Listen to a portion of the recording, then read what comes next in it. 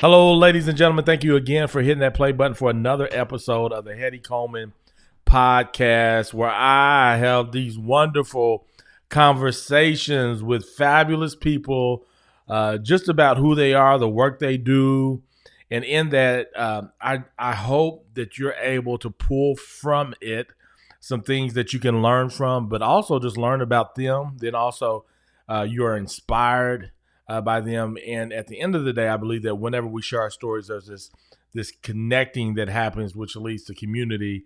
And as always, as I like to say, community wins. And today, ladies and gentlemen, I'm sitting down with the one and only Josh Norman. What's up, man? What's up, man? Nothing. How you doing? Nothing at all, huh? Nothing at all, man. Just one day at a time. Just COVID, trying to coach and coach. You know what I'm saying? Just something that has never happened before, ever, I guess. Like not in our lifetime, yeah, for sure. Not in our lifetime. Not in my parents' lifetime.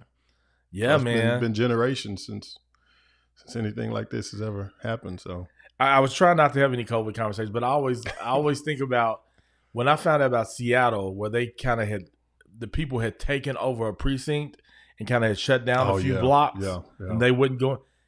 Like, that's stuff that I can imagine in other countries, but I never would have thought that would happen in the U.S. Yeah, it's crazy times for sure, man. It is nuts. It's like I said, it's something I've never seen in my lifetime ever. Never could have even imagined that something like this would happen in my lifetime. You know, not at all. So, tell me what 10 years from now looks like from Josh Norman. Let's just start about, like, let's look forward, and then we're gonna kind of work back and then come back forward. 10 years from now, where's Josh Norman? 10 years from now, I'd like to be head coach at the Division I level. I'd like to have me at least one restaurant up and going. Oh, okay. Yeah, and you know, still be doing my passion of music production, man. That's and still married. That's definitely on my 10-year goal. That's crazy. You would even have to think that kind of stuff now. Yeah. I plan to be still married. That's good. Man, coaching versus being a player. Mm-hmm. Coaches versus being a player. Talk to us about the differences there, and maybe even talk about what you love about one over the other. What is it like, coaching versus being a player? Responsibility. That's really what it boils down to. You know, as a coach, you just have so much more responsibility and so much time that you have to put into it. As a player, you know, you show up, the coach has everything prepared for you. You go to practice and you take care of your business. And outside of that, you know, it's on your plate to it's your responsibility as a player to, you know, do some extra studying and stuff like that. Maybe some extra work on the field. But as a coach, you're doing all of that plus preparing to teach, preparing to provide all of this information to the players. And so it's just, and then, you know, as a head coach, you're preparing to what to give your coaches, your scheduling stuff. And so it's just, you know, even more as a head coach of time that you have to put in, and just, you know, depending on the type of coach you are. I mean, I'm a coach who's big on building relationships with players, coaches, parents, community. And so, you know, it's a lot of time that goes into it, a lot of thought process. And like I said, the huge responsibility of doing right by all of those people, you know, in your care. Yeah. Talking about building relationships with the players, what is it? What are some key things that you say I need to be consistent in order to build this relationship with my players? The relationship that you see is the most important. Communicating. You know, now I'd like to believe, and I wholeheartedly believe, that my players know that I genuinely care about them, more than just football. But you know, when I coach hard on the field, and so there's going to be times that they kind of maybe feel like I don't, you know, I don't like them or whatever.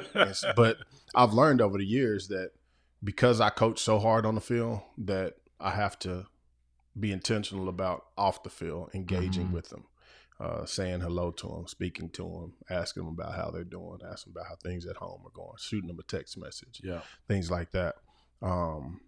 But then also just within the program, the way I built my program, an example would be because we base our program off 3 C's: character, community, and championships. Okay. And so part of our championship motto or theme or whatever you want to call it, but is, we want to build life champions. Mm-hmm. And so when every 6th hour at the school is athletics period. And, that's the time that you can get extra weights in, some conditioning, agility, maybe film work, or extra practice, something like that. But every Thursday during that period, we're not going to do any of that. We're not going to put on cleats. We're not going to put on pads. We're going to go to a classroom and we're going to develop life skills. And so I started this back in February with the guys. And, it proves to them that as a head coach, I care more than just football. If I'm willing to take time that we have reserved to do football things, but we're just feeding into your life to build life skills, whether it's financial literacy to character development, conflict management, interpersonal communication, things like that we're trying to build in these young men. I think that shows them that we care more about that. And even after spring break, when we weren't able to return to class, we were doing 2 Zoom meetings a week. And mind you, we hadn't, because I was a new coach, I was planning on installing all of our offense and defense stuff after spring break. So I wasn't able to do that. And so I was like, well, we're going to meet twice a week on Tuesdays and Thursdays. One of those days is going to be reserved for football stuff, and other one's going to be reserved for life skills, And so, I think it's things like that helps build relationships, because things like that sparks conversation between the players. Now they're coming and saying, because they're thinking about life long term, and they're coming in like, Coach, man, like as far as jobs, if I want to do this, like I was thinking about going to college, but I don't know, what I'm saying? And so that's kind of the approach I've taken in all of those ways to build relationships with my players. That's good. That's real good. So had you seen that done before, or is that just something that came to you, like you were thinking, like, how can I really cultivate a great relationship with these students, and adding this kind of value to them was a way of you seeing that, or had you seen that model somewhere? How did you come about doing that? No, I've never seen that. How that model came about was, just giving intentional thought to how to feed into these young men. But the original thought came because as I've gotten older and, done this adulting thing, it's like, dang, why didn't nobody teach me about financial literacy? Yeah. Like, why aren't they teaching that in schools? Yeah. Why aren't they teaching, interpersonal communications in schools? Why aren't they teaching us about job preparation and professionalism in schools? And so it was just like, well, take it upon yourself to teach it. You know what I'm saying? Like, you have their minds. You have this group of kids that you can influence. Well, do it yourself. And if it means that much to you, take time away from football to do it. And so that's kind of how I came about that. I developed this 5 or 6 years ago before I was ever a head coach. I was a head coach before that, but at the past 6 years I haven't been a head coach. And so I developed this about 5 or 6 years ago, and knew that when that time came, like, that's what I was going to do. And I was going to stick to my guns. I was going to make sure that, because it's easy, you get into the season and it's like, man, we got to prepare for the next opponent. We got to prepare for the next opponent, use every second to do that. But it's like, well, take a step back, slow down. Like, is that one 45-minute session going to make that big of a difference? If it is, then you got bigger problems within your program as far as winning and losing games on Friday nights. And so I'm just thinking about how they're going to see you when they leave, like 5 years after they graduate, 10 years after they graduate, because like what you said, oftentimes people are like, why don't they teach that in school? Why didn't they teach me about taxes in school? Like, there's these different things that come up that we're always talking. So they won't think that, but maybe if they hear some of the other people around them saying that, they'd be like, exactly, man, they're going to think that's normal. Exactly. Yeah, you're right. They're going to be like, my football coach taught us that. Yeah, exactly. Yeah. Which, that's really good, man. That's really good. When did you first touch a football? Shoot, man. I was probably 1 year old. Or Okay. I mean, as far back as I can remember, and I'll Yeah. never forget this, man. We actually had these, and here within the last 5 or 6 years, we found it at my house, like Get out of here. stuffed toys that we had from when we were little kids, a stuffed football and a stuffed soccer ball. Yeah. And they were, just soft stuffed toys. And the crazy thing is, we used to play with those when we were really young, but as we got older, we started using them as boxing gloves because they were pretty big, and so we'd just grab it to where it cushioned our hand, and we'd box each other. Me and my brothers would box each other with them. But yeah, that football, man, that stuffed football was the first time I ever held a football. First time I ever played was when I was in 3rd grade, and I played for 18 years straight after that. After that, it was just sky's the limit kind of thing. Yeah. So thinking about that, like there's that point in high school where I'm assuming because you played collegiate ball, University of Oklahoma, that you were a pretty good athlete, right? What was that transition like? Because you know, it's such a big deal now. Like ESPN's talk about it. I go through my feed, they talking about the top 10 recruits. Yeah, it's crazy now. It's crazy. Like, what was that transition like for you? Because it may not have been like it is today. It was still crazy though. Yeah, I mean, I was fortunate. My older brother, who's a year older than I am, he went through the same process, and so I got to see him do it. And so to me, it wasn't like I was learning anything new. We had experience because I pretty much was, when he went on some of his recruiting visits, I'd go with him. We'd talk to him, talk about it after he got back from some of them. My dad would be there with him, and so my dad was, naturally there with me on all of my recruiting visits, and so. It was a great experience for me, being able to, to take those visits to see, kind of weigh my options on where I wanted to be, the reasons I wanted to be there. It was a great learning experience for me. And then, just transitioning from, West Texas town to Norman, Oklahoma, to a big university like that. Crazy thing is, I graduated, and within a week, I was here. Oh, really? Yeah. I was here in Norman at the University of Oklahoma, and I was gone. Like that was like it was like it happened that fast. And so, it was just a learning experience, man. Just being away from home, not having that that parent to tell you when you can do what, and just kind of having to manage your own life. It was definitely a learning experience and different experience for me for sure. What were some of those reasons that you said when you're, thinking through the different reasons why you would go wherever? What were some of the what were some things that you were thinking through? For me, it was just opportunity, athletically, academically, socially. Those were the main things. Like, what would my opportunity be on the football field? Like, would I actually have an opportunity to play, in my 4 years there? Two, what were the opportunities academically? Like, what degree am I going to get? Will I have the opportunity, not just the opportunity, but the support to finish that degree, and then socially, would I enjoy being around the campus and the people, the culture on campus, the culture within the program. And at the time, John Blake was the head coach. And so, he was a huge influence on me coming to Oklahoma. Huge. Like, I'd say 80% of the reason that I chose to be here.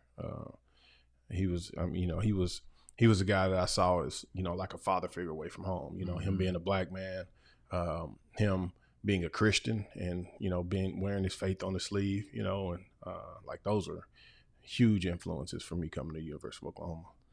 Thinking about you saying, well, I have an opportunity to play within 4 years.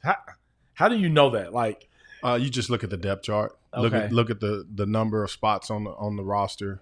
How many running backs do they have? Who are these running backs? And, a big part of that is also communicating with the coaches who are recruiting you and, really trying to get a feel. Can you trust them in what they're saying? If they're telling you that, yeah, you'll start next year, but then they have 3 All-American running backs in front of you, it's like, probably not going to start next year. You know what I'm saying? And so it's just a matter of just weighing all of, taking all of that into consideration in how you view, if you're going to have that opportunity. Yeah. Tell me what 2000 was like. Man, it was fun, man. You know, I think it was more magical to everyone else outside the program. To us, we were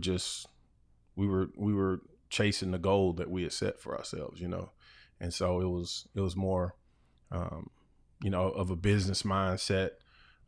We believed that we could do it every game. There wasn't a game we played that year that we didn't feel like we could win, and so, you know, it was just a matter of us just executing and doing what we needed to do in order to win. Yeah. And I think to everyone else, the reason it's called such a magical year is because they didn't expect that, you know, but we knew going in who we were and what we could do. And so, I guess to sum it up, it was more of a situation where, you know, at the end, it's like, dang, we did it, you know, like we did it. So, yeah. That's cool. Do you like, is that like yesterday to you? Like, or does it like? No, it feels like a long time ago. Oh, especially when I look at the videos from then now. It's like, dang, we old, man. It's all, the footage is all grainy and stuff. It's like, God, dog. No, it feels like a long time. It does not feel like yesterday. It does not. No. For those of you listening, watching, whatever, Josh was part of the 2000 OU national championship team, and we hadn't won a national championship in 15 years at that point. 15 years. So 1985. It's been longer now than it was Barry then. Switzer. It's been longer now. It doesn't even feel like it. I know. I think we hold on because that was the only one. We hold on to that thing like it was. That's why I think maybe That's for real. me it's like, no, that was yesterday we won that. That's national. real. But to me, man, every year, you know, we've been in the national championship game 5 or 6 times since then. Yeah. Or maybe 4 times, but then we've been in the playoffs every year for the last 4 years. And to me, it just solidifies every year that we don't win it. It's disappointing that we don't, but it just solidifies how special it was what we did. You know, that, you know, it's hard to do. You know? That's the reason they say it's magical. Maybe so, but it's hard to do. You know, Yeah. like it's hard to win national championships. It's hard to you know, let alone go undefeated in the season. Mm-hmm. You know, it's hard to do. So, Man, yeah. So I want to go back to relationships with the students because I'm Mhm. thinking about this. Oklahoma State University. What's Mike Gundy? Mike Gundy Yep. recently. One of the things called out based on the relationship that was not being cultivated with his student athletes. And you said that the reason I came was because of John Blake. 80% of it. Yeah. Who he is, what he means to me, all that. Is that something that once the John Blakes or the Josh Norm coaches or Gundy, you attach yourself in the early days of the recruiting process, can make me feel like, man, I'm going to be connected to you by the hip at all times. And it's not true, right? Yeah. How do you maintain that, man, it may not be like what it feels like right now, but I'm still here for you. Yeah. You know, like, is that something that, like, as a student, that could be hard for me to comprehend, I feel like, especially at 18. Yeah, right? No question. You just got to be intentional. You know, I can't speak on Coach Gundy, or, you know, we can speak from an outside point of view and then just things that we've heard. Well, I was just using that as an example because, yeah. But just thinking about how that would be hard. Deal. Like, that's a real to me, that really did show. And, you know, just there's been talk amongst people who are involved with the university, you know, that he does not have a relationship with his players, you know, and I think that kind of just proved it, you know, in what happened here recently. But it's just a matter of being intentional, you know. And here's the deal: not every coach is like that, you know, and that is what it is, you know. Like, especially at the collegiate level, you know, it's so commercialized and it's professional at this point. Such a business. It's a business at this point that, you know, that's not something that's required and expected of those coaches at this point. You know, I think back in the days it was. I don't think that's something that's expected and required of the coaches at this point. And, you know, I think the the bottom line is the bottom line. Like if you're winning, if you're, increasing revenue, if you got good relationships with donors, I think that's at that level, that's what it's all about. And the donor relationship becomes almost more important than the coach-player relationship. No question. Because without the donors, you really don't have the program per se. Exactly. Yeah, but without the athletes, you don't have. Well, yeah, it's a hard balance. But that's they're going to recruit the best players. Mm-hmm. But does that require them having a great relationship with them? I don't. Yeah. My approach would be different, just because I love people. I believe in building relationships, not just from a coach-player perspective, but just from a living life perspective. Like relationships are important. Yeah. I think I've come to realize that more in the last 3 or 4 years than I ever have in my life. Why is that? It's because I moved away from a place that I had built relationships, but I wasn't intentional about building those relationships. And so when I moved away from Oklahoma City 3 years ago, I realized how important those relationships were to me, and on a personal level, on a professional level. And so, I told myself when I moved back, man, like I'm going to be intentional about building relationships with people, and maintaining and sustaining relationships. And so it's really kind of, even though I've had this plan for my program for years now, I find myself being even more intentional, and I think it affects more of how I relate with my coaches more than anything. How I hired my coaches and how I relate to my coaches is probably that's probably the way it's had the biggest influence in my professional career. Yeah.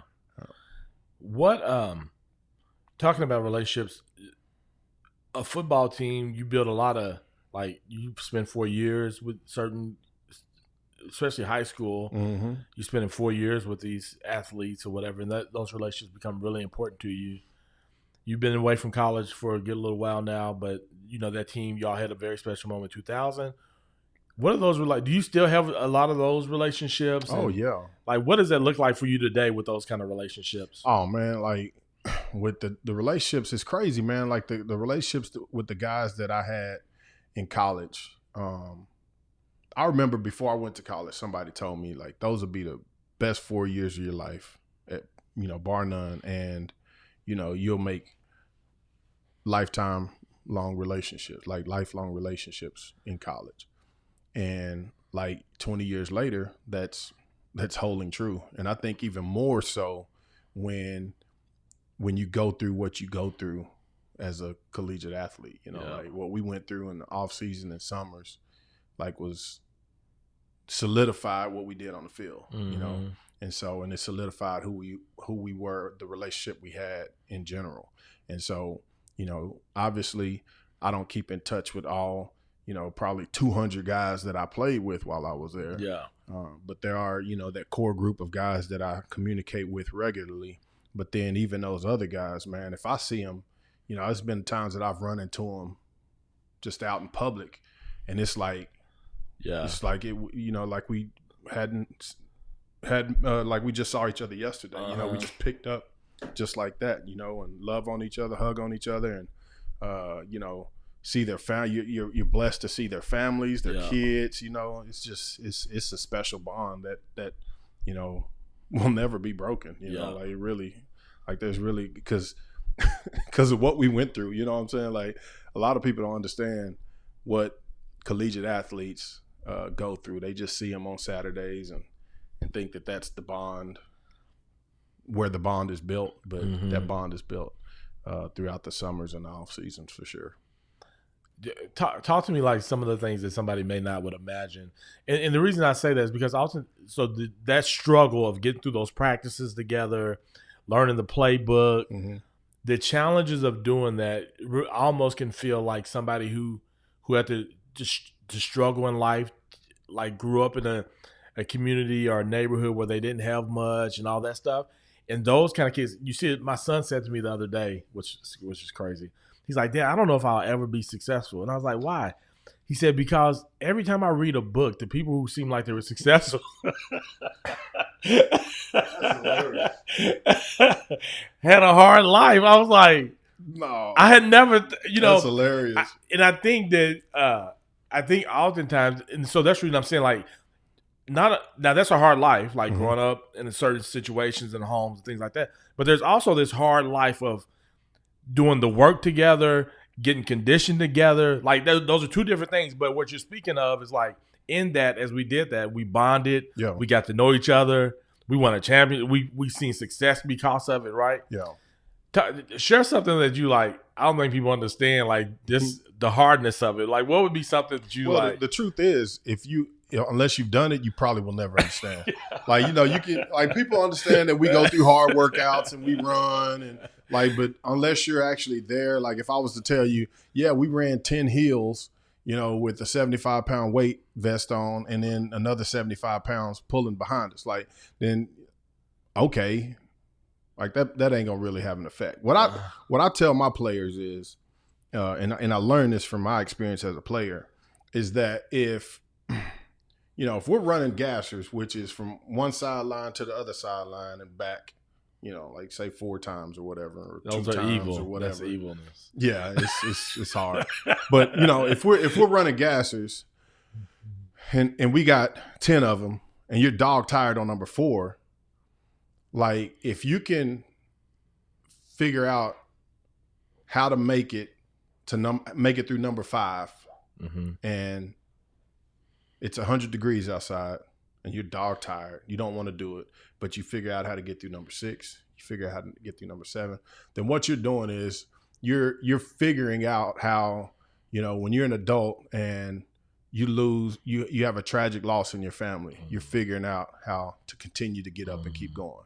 When, you know, you're having when you're married, you're figuring out how to do whatever it takes to take care of your wife and to do what it takes to hold true to that commitment that you made in your marriage. You're figuring out how to do whatever it takes to just keep getting up and keep going. And so, you know, when we talk about those bonds that were developed amongst us, you know, from a team perspective, you know, the results of that showed, and I think it continues to show throughout our life. But from an individual perspective, you know, you're building these disciplines in your life that in a lot of cases can only come through the fire.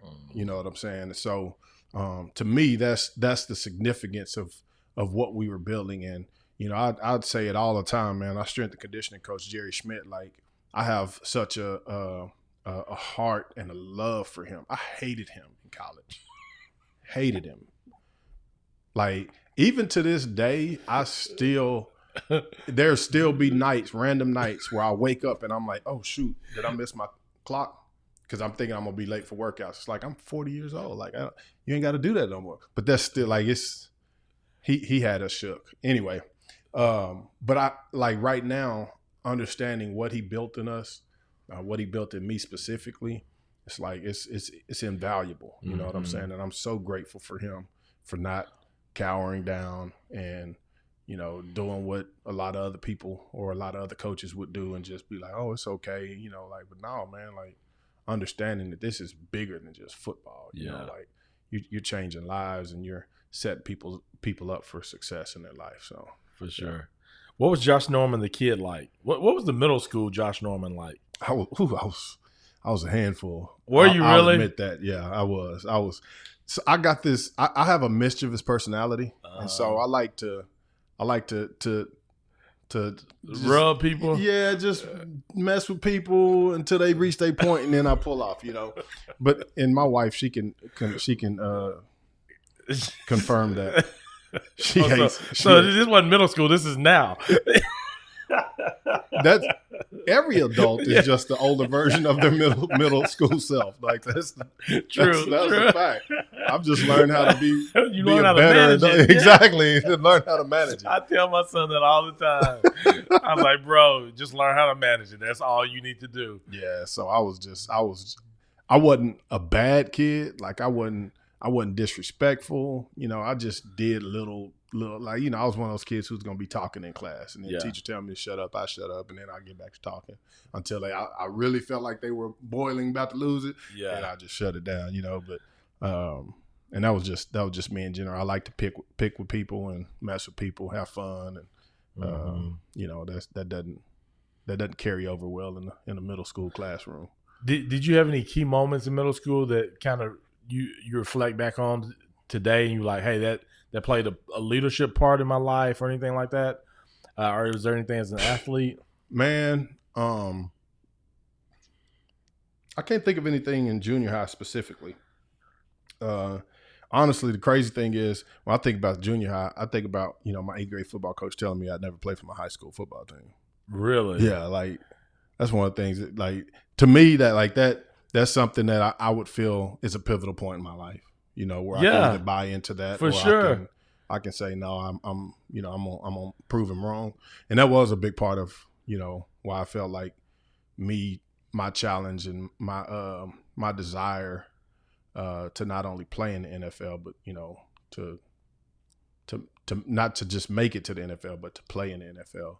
Like that drove me a lot, So 8th grade year, you're not going to play in high school. Like this is what the coach is telling you. Yeah. What was that summer like? Like did that change how you approached football? Like that you can recall, or did you keep just kind of playing the same way? I just kept playing, man, because I knew I was good. I mean, from little league all the way through junior high. Like, my 7th grade year. Now, granted, I didn't do everything I was supposed to. My 7th grade year, I flunked, and I failed the class, and so I only played 3 games that year, and then I was ineligible for the rest of the year. Wow. Yeah, and so I was ineligible for the rest of that season.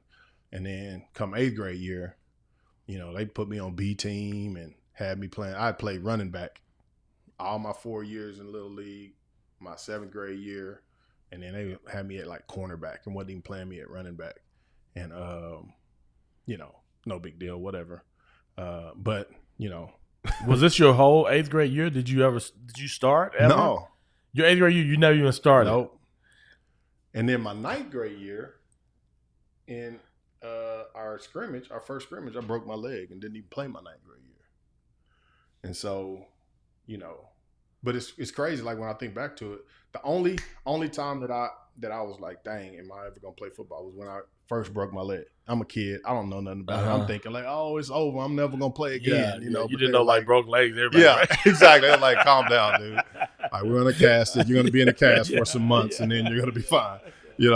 And so, but that was the only moment, that I was like, dang, it's over. And they're like, no, you still play, And so, and then my sophomore year, I ended up playing a lot on varsity and started my last 2 years, and probably should have started my sophomore year, but they had a senior in front of me who had played there, for 3 years, and he was well deserving of starting, And so, yeah, man, it was, my 3rd grade teacher. So like when I was young, from the first time, like I started watching football and stuff, I always wanted to play in the NFL. That was like my thing. I want to play in the NFL. So my 3rd grade teacher knew that. And she even told me, she was like, you'll never do that. Wow. It's just like, what? Yeah. Like even as an adult now, back then as a kid, it always blew my mind how somebody could say that to a kid, even more so now that I'm an adult. It's like, how can you tell a kid, like, how he's in 3rd grade? You don't know anything about how this kid's, physically is going to grow, what they're going to, like whatever. So, yeah. So was there any leadership things like going into high school? You said you played some your sophomore year. Was there anything that you saw in you, or is there a story around you starting to recognize what it meant to be a leader in high school? Or when did leadership start to matter to you or become a thing? I can't define any one particular time in my life, but it's like I can't remember a time that it wasn't important to me. Like leadership wasn't important to me, and I always felt like I don't know, I didn't know how, but I'm talking about from when I was young, elementary kid. I always knew that I would be in some type of position of leadership. And so I think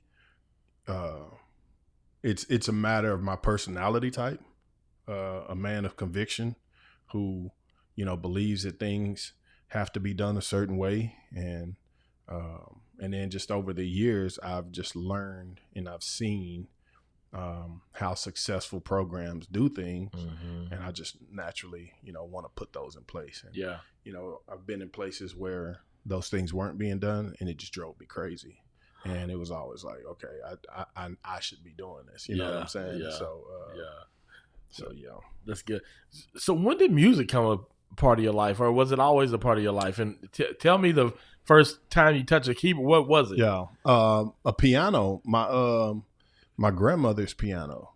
She had a piano in her living room, and whenever I'd go over there, I'd tinker on it. And I started kind of teaching myself to play. And then when I was like a sophomore or junior in high school, they bought me a piano, and it was out of tune and never got it in tune.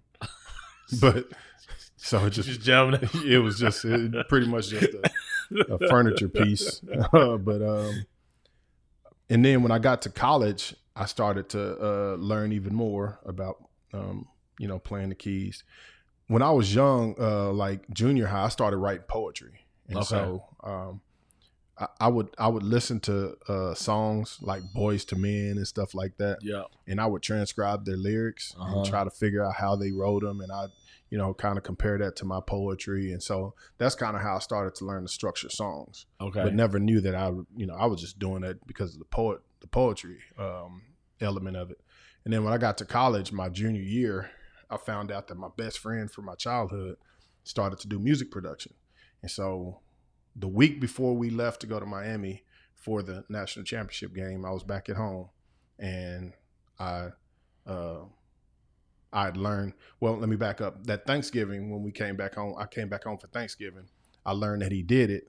And then when I went back to college, I was like, man, next time I go home, I'm gonna make sure I have me a song so I can record it.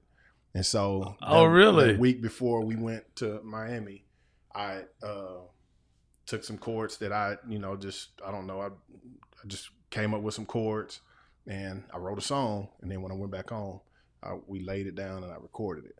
And so that was the first time I ever did anything. That would have been. Now was this your freshman year? It was my junior year. Okay, junior year college. Okay. And then from there, I just started to, any chance I got, which would only be when I went back home, I would work with Savoy, my best friend, and just try to learn some stuff as far as music production. Then when I my rookie year in the NFL is when I started to buy equipment, and like when I first signed my free agent contract, and I think I got like a $10,000 signing bonus, and I went and got me some gear, man. Got me a keyboard, some speakers, and and I started making music, man. Like, and then I just every year after that, I just continued to grow and learn from different people and buy my equipment and stuff like that. And so, yeah, that's kind of how that got going. So when did you first meet Shawn Johnson? Was it We Tell Stories that we first met? No, I met him before that. Okay. It was either 2006, 2007. Moses Washington, who's a playwright. Right. I went to school. Me and him were classmates at OU. And he was, when I moved back from California in 2006, he was doing plays, and I was acting in some of his plays, and he was meeting a friend somewhere. I can't remember. I don't even remember who that was at the point, but we went to her place, and Shawn was there, and it was Shawn and one of his other friends that were there hanging out. And he said he had music. I bought one of his CDs from him. And I was like, dang, this dude is dope, man. Mm-hmm. It was his first. That was Simply a Vessel Volume 1. And I was like, man, this dude is dope. And I hit him up to connect with him. And, he never would connect with me. You know how Shawn is, man. Shawn would never connect with me. It's all good, though. We eventually, it's funny because that probably went on for about 3-4 years, me trying to connect with Shawn. No, he actually did. He did a song for me. He did. But me and Shawn got tight. Let me ask you this. How you think me and Shawn got tight? If you know Shawn and what triggers him and what he likes, how you think we got tight? Yes, food. When I was living in Moore, I'd be cooking and I'd be like, hey man, I just made some whatever. If you want to come through, I'm there. And like, he just like, that's how me and Shawn got tight. We started hanging out from him coming to my house and eating. And so, and that was around 2008, 2009, something like that. When Wow. we really started getting close. And so, yeah, man, it's crazy, man. I've known that dude for it ain't many people, I'll say that. I guess all of my best friends have been around, but I mean, it just surprises me that I've known Shawn for like 13, 14 years now, Yeah, that's crazy. Yeah. That's crazy. That's been long. So when you first came to We Tell Stories, was it through Moses Washington? Doing the play stuff? I believe so. Yeah. I think that was my first introduction to We Tell Stories. Yeah. When it was at Java Dave's. Yeah. And I believe so. I think so. I can't remember exactly. Yeah, I can't. I just remember just loving it and wanting to be there. And, Janelle, I linked up with Janelle to record her poems. Yeah. And put our album together. And she's in Arkansas, I think. No, she's from Arkansas. She's in Florida now. Oh, she's in Florida. Okay. Yeah. Okay. It's Dr. Janelle. Yeah, now. Dr. Janelle. Yes, Janelle Robinson. Yeah. Dietitian, right? Is that what it is? Around food Nutrition, or something? Yeah. Nutritionist or whatever. Yep. Yeah, she's at Florida A&M. That's where she teaches. Oh, okay. Yeah. Wow. So, yeah. That is crazy. Yeah, man. Dr. Janelle. That's super cool. So, Man, so tell me this. So Go Win is about being consistent in those right things that allow for you to achieve the wins you want for your life so you can live out your greatest story. You're a coach. And right now, I would assume like this is the focus. This is the win for you is to be the greatest coach you could ever be. No question. What are those? What would you say those are the three right things? Like if you do these things consistently, it's gonna provide for you to be that great coach that you want to be. All right, so I'm gonna set up my answer with a story. Okay. I was interviewing for a job one time, and the coach that was interviewing me asked me, "How do you define athletic success?" I was like, I'd never been asked that question or even thought about that question. So I spent the next few months trying to figure out how to answer that if I ever got asked it again. And out of that contemplation of that question, it really, kind of defined I was able to define something that I guess I kind of applied to my life. And the way I came up with it was, I was like, well, when I'm coaching my kids, like, how am I coaching them? What am I expecting of them? What am I looking for? And so the answer to your question is the consistent execution of the detailed fundamentals with 100% effort. And so I talk and I tell my kids sometimes, like, what's the difference between a good team and a great team? And, people say hard work and all that. Good teams work hard, but in my experience, the difference in the two is consistency. A good team is going to come in and, 1 week you got a great team and the next week you got a mediocre team. Monday's practice, you'll have a great practice. Tuesday's practice, kind of fell off a little bit. A great team is going to be like, they're going to do the right things, the little things every single day, all the time. And, they don't just do that the year that they win the championship, but they do it the following year. That's why you got teams like New England Patriots who are constantly battling for the conference championship and the Super Bowl. And so, to me, it's consistently executing the detailed fundamentals with 100% effort. In that you have to define what are those detailed fundamentals. Like for your life, like what is that? For me, it's being prepared with our schedules, our practice schedules, our yearly schedule, our monthly schedule. It's being prepared offensively, because I'm an offensive coach as well. On the game plan, not just putting the game plan together, but how we're going to teach that game plan. Preparing my coaches for that. So like those are like the detailed fundamentals for me. And if I can do that, if I can execute those, not necessarily with 100% physical effort, but with 100% focus, and I can do that consistently, I'm going to be successful. And I tell my players, like there's not one thing in that mentions talent, but if you can do those things as a player, you're going to find athletic success in some way. It might not mean you're all American, but you're going to find success if you can just do those things right there. And so, yeah, the consistent execution of the detailed fundamentals with 100% effort. How do you stay consistent? Like, what is it? Do you have people in your life to kind of help push you to stay consistent? Is it just a natural drive? Like, is it a combination of those things? Because being consistent, the reason you can be great through consistency is because it's not easy. Yeah, because everybody can't do it. That's real. I think it's a combination of that. I'd be lying if I said I've been like that my whole life, my entire adult life, because I haven't. You know?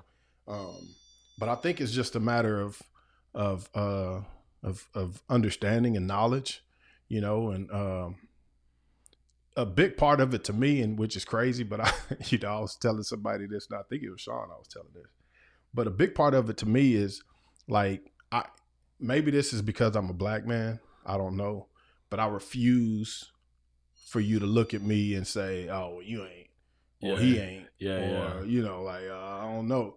And so the refusal to be looked at like I'm not taking care of my business drives me to take care of my business.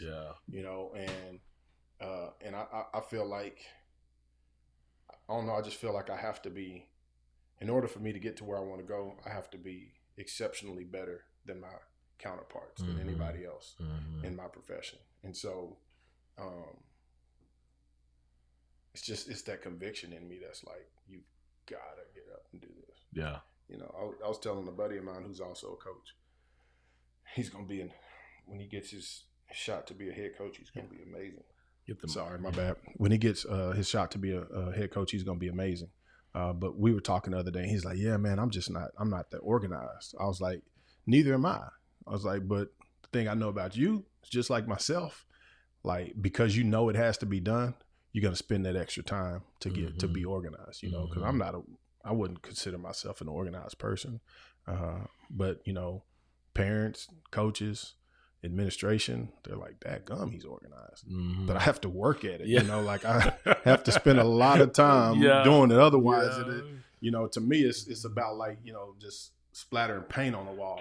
That's the way my mind initially thinks of things. Yeah. And then I have to go in and like really try to figure out what goes where, how it goes there. And that's the extra time I have to spend in getting organized. And so, but just the consistency part of it is, I think it's a matter of, learning, learning different techniques on how to, be consistent, and then just that inner drive. Here's another thing I say. I don't like, people think coaches motivate people, and I just do not subscribe to that theory. I don't believe that we are motivated, because I don't think that motivation is an existential thing. I think it's an internal thing. I think motivation comes from within for whatever reason. Like, if you don't want to do something, I cannot motivate you to do that. Period, point blank. Like, I think that, if you want to be a good football player, I can inspire you, and I can teach you how to be a good football player. I can inspire you to be greater than you think you can be in that area, but it starts with you being motivated to do that. And so I say that to say, from a personal perspective, from a consistent perspective, like, you have to be self-motivated to do whatever it is that you want to do. And it starts with that, and then you can learn other ways to be consistent in it. That's good, man. That's really good. Man, I appreciate this, man. How can people find you, connect with you? Are you still doing some music? Like, football games? What you want people to, how people can connect with you? Well, first of all, so let me think. I got a lot of things I got going on. So from a football perspective, Coach Joshua Norman, I'm the head football coach at Southmore High School in Moore, Oklahoma. On Twitter, you can find me at 3C Ball Coach. Okay. The letter 3, then C Ball Coach. Musically, Jay Lee the producer is my moniker, and you can find me at Jay Lee Productions on Twitter, on Instagram, and then also do food. The Wang Dang and Doodle. That's Wang Dang and Doodle. Yep, that's my food company. So, Where do people get a taste of that? Is that something that happens regularly, or like what is it? I'm currently working on establishing a restaurant. Okay. And initially it was me doing. I mean, I still do caterings, and I still every now and again I'll do plates or whatever, where you can place your order in for a certain date and I'll deliver it. Okay. But at this point in time, I'm not going to be able to do that because we full swing in football right now. And so I was about to say this must be a springtime or like yeah, Christmas exactly. time, like it was a quarantine thing. It was a quarantine project. So a COVID project. Yeah, exactly. So yeah, that's me in a nutshell, man. That's cool. If you want to hit me up, you can. Hit my email or phone number. Is it smart to get my phone number out? I don't care. Some high school. So many people got my number, man. It don't even matter, huh? Yeah, Bob at this Goff, point, it don't matter. Bob, you know who Bob Goff is? Oh yeah. So Bob, I think he puts it in his book. His phone numbers in every book. Yeah. It don't matter. Like I just don't even give my that because I've been to counseling because my counsel. My counselor says like, Heady, because I have like 1,000 or something unread text messages. Oh wow, yeah, you do need counseling, man. God dang it, dude. Still, yeah. And so he's like, Heady, why does everybody have your number anyway? If you're not gonna respond, like exactly, why even give you a number? And so I don't know how that happens. So I actually put my phone number on the album, somebody's album that I produced. We did like this skit, but it was like a radio commercial, and I put my number on there, and I actually got business off of that. So, really? Yeah. People would call me. Is this Jay Lee, the producer from the Brother Paul album? Yep. Yeah. So, that's pretty cool. Yeah. Hopefully I ain't missing out. I always tell people like if they really want me, they'll text me back again. Like if it's an emergency, I'm gonna need you to check your text messages, man.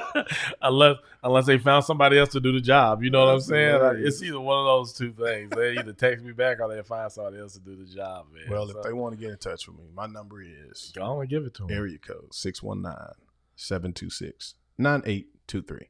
Josh Norman, ladies and gentlemen. Hey, thanks again for hitting that play button for another episode of the Heady Coleman Podcast. And as always, ladies and gentlemen, go win. Go win.